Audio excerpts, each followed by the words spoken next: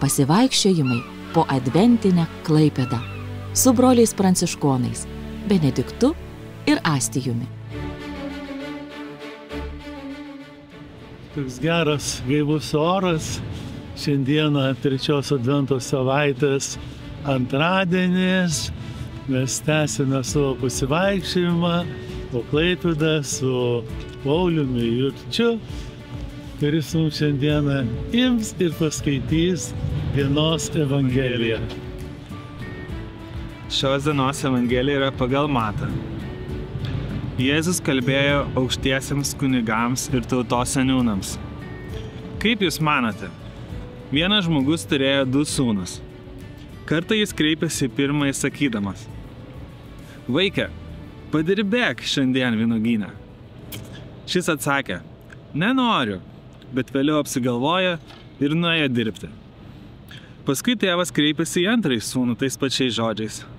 Šis jam atsakė: einu viešpatie, bet taip ir nenuėjo. Katras iš jų įvykdė tėvo valią? Jie atsakė: pirmasis.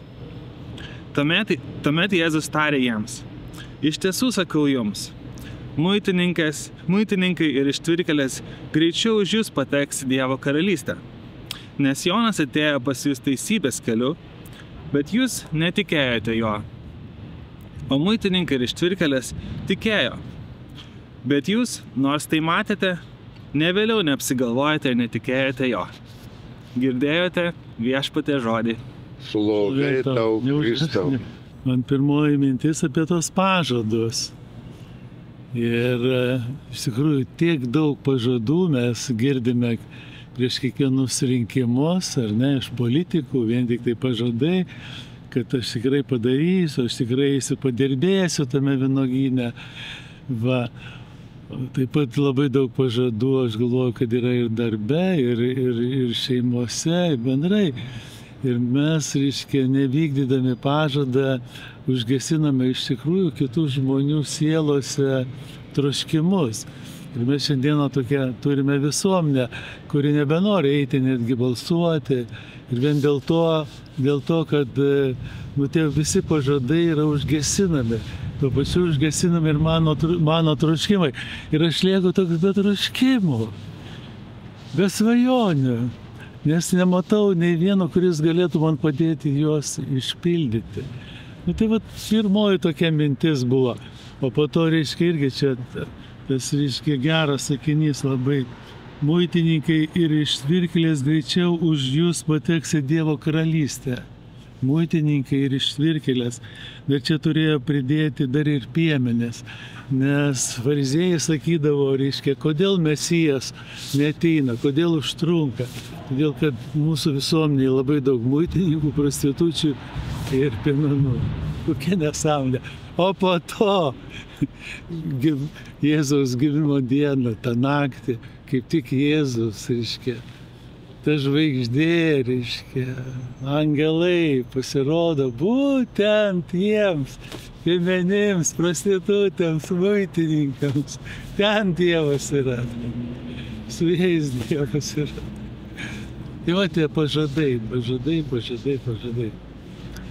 Na, brolis Astijus dabar ištrauks mums dar vieną kokią mintį. Mūsų dangiškasis tėvas, Jėzus praktiškai kalba apie tėvą, kuris turėjo 2 sūnus ir jiems abu 2 sūnus yra brangus. Ir iš karto vis tiek tas pirmasis sūnus, kuris pasakė ne, o antrasis pasakė taip, vis tiek jis gerbė ir myli tėvą, bet yra svarbu vis dėlto rezultatas. Ir žinot, man tokia mintis atėjo, tas, kuris pasakė ne, tas sūnus, jis tokia tarsi yra pauzė.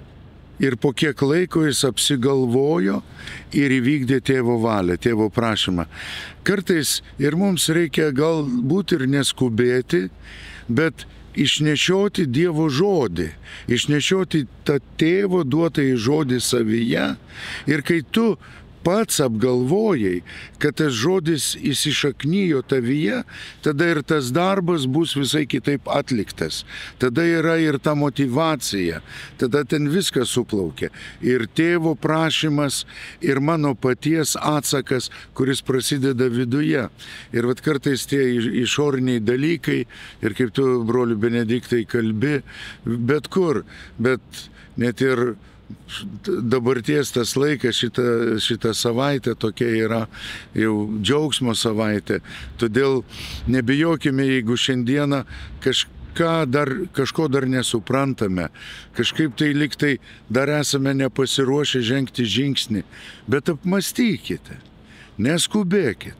Tegul tai būna jumise tikra viduje ir paskiau tikrovėje viskas įsipildys. Todėl išnešiokite tai, kas įkrito į jūsų širdis ir tikrai duos vaisių. Jo, tai būtent reikia vengti visų formalumų, nes jeigu aš ateinu į bažnyčią vien tik tam, kad kunigas man uždėtų kryželį, ant knygutėje pažymėtų kryželį, tai aišku, širdyje pokyčio neįvyks. O mes meldžiame ir prašome Dievo, kad įvyktų širdyje pokytis, kad širdis pradėtų mylėti, kad širdis pradėtų spinduliuoti ir dalyvauti šitame Dievo karalystės kūrime. Amen. Būkite palaiminti. Su Dievu. Gražaus antradienio. Pasivaikščiojimai po adventinę Klaipėdą su broliais pranciškonais Benediktu ir Astijumi. Jeigu šis pokalbis praturtino jūsų mintis ir sielą, prisidėkite prie mūsų kelionės. Sekite mus, spauskite patinka, komentuokite, dalinkite su artimaisiais, kad kartu kurtume vilties bendruomenę.